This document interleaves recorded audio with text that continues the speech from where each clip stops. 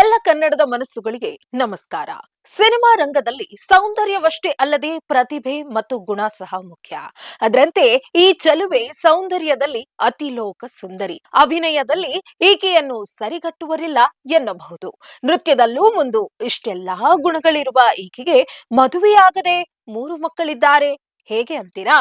ಇಲ್ಲಿದೆ interesting story. ಇದು ಈ ದಿನದ ಸಿನಿ ಸುದ್ದಿ. ನೀವು ನೋಡ್ತಾ ಇದ್ದೀರಿ ವಿಬಿ ನ್ಯೂಸ್ ಕನ್ನಡ. ನಾನು ಅಕ್ಷತಾ ಕುಲಕರ್ಣಿ. ಹೌದು, ಆ ಚೆಲುವೆ ಬೇರೆ ಯಾರೂ ಅಲ್ಲ ಕಣ್ರಿ, ಶ್ರೀಲೀಲಾ. ಕನ್ನಡ, ತೆಲುಗು ಜೊತೆಗೆ ತಮಿಳು ಚಿತ್ರಗಳಲ್ಲಿಯೂ ಸಹ ಬ್ಯುಸಿ ಆಗಿರುವ ಶ್ರೀಲೀಲಾ ಅಮೆರಿಕಾದಲ್ಲಿ ಜನಿಸಿ ಬೆಂಗಳೂರಿನಲ್ಲಿ ಬೆಳೆದವರು. 2019ರಲ್ಲಿ ಕನ್ನಡ ಚಿತ್ರ ಕಿಸ್ ಮೂಲಕ ನಾಯಕಿಯಾಗಿ ಚಿತ್ರರಂಗಕ್ಕೆ ಪ್ರವೇಶ ಮಾಡಿದ್ರು. 2021ರಲ್ಲಿ ರೋಷನ್ ನಾಯಕನಾಗಿ ನಟಿಸಿದ ಪೆಲ್ಲಿ ಸಂದಡಿ ಚಿತ್ರದ ಮೂಲಕ ಅವರು ತೆಲುಗು ಪ್ರವೇಶಿಸಿ ಪ್ರಸ್ತುತ ಟಾಲಿವುಡ್ನಲ್ಲಿ ಬ್ಯುಸಿಯಾಗಿದ್ದಾರೆ. ಒಂದರ ಮೇಲೊಂದು ಹಿಟ್ ಚಿತ್ರಗಳನ್ನ ಕೊಡ್ತಾ ದೊಡ್ಡ ದೊಡ್ಡ ಸ್ಟಾರ್ ನಟರ ಜೊತೆ ಶ್ರೀಲೀಲಾ ಅಭಿನಯಿಸಿ ಟಾಪ್ ನಟಿಯಾಗುವತ್ತ ಸಾಗ್ತಾ ಇದ್ದಾರೆ. ಶ್ರೀಲೀಲಾ ತಮ್ಮ ಮೊದಲ ಚಿತ್ರದಿಂದಲೇ ಸಿನಿ ಪ್ರೇಕ್ಷಕರಿಗೆ ಹತ್ತಿರವಾದ್ರು.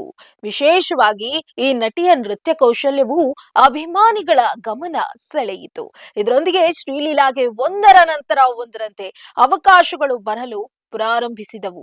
ಪ್ರಸ್ತುತ ನಟಿ ತೆಲುಗು, ತಮಿಳಿನ ಸಾಲು ಸಾಲು ಸಿನಿಮಾಗಳಲ್ಲಿ ಬ್ಯುಸಿಯಾಗಿದ್ದಾರೆ. ಕಳೆದ ವರ್ಷ ಪುಷ್ಪ 2 ನಲ್ಲಿ ಕಿಸ್ಸಿಕ್ ಎಂಬ ಸ್ಪೆಷಲ್ ಗೀತೆಯ ಮೂಲಕ ತೆರೆ ಮೇಲೆ ಕಾಣಿಸಿಕೊಂಡು ಮೋಡಿ ಮಾಡಿದ್ರು. ಈಗ ಅವರು ಬಾಲಿವುಡ್ಗೆ ಕಾಲಿಡಲು ಸಿದ್ಧರಾಗ್ತಿದ್ದಾರೆ. ಅನುರಾಗ್ ಬಸು ನಿರ್ದೇಶನದ ಮುಂಬರುವ ಸಿನಿಮಾದಲ್ಲಿ ಕಾರ್ತಿಕ್ ಆರ್ಯನ್ ಜೊತೆ ನಟಿಸಲಿದ್ದಾರೆ.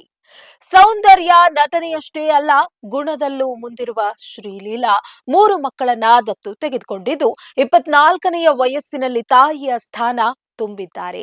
ಈ ರೀತಿಯಾಗಿ 3 ಮಕ್ಕಳ ಭವಿಷ್ಯಕ್ಕಾಗಿ ತಾಯಿ ಸ್ಥಾನದಲ್ಲಿರುವ ಶ್ರೀಲೀಲಾ ಸದ್ಯಕ್ಕಂತೂ ಮದುವೆ, ಮಕ್ಕಳು ಅನ್ನೋ ಪ್ಲಾನ್ ಮಾಡೋ ಸ್ಥಿತಿಯಲ್ಲಿಲ್ಲ.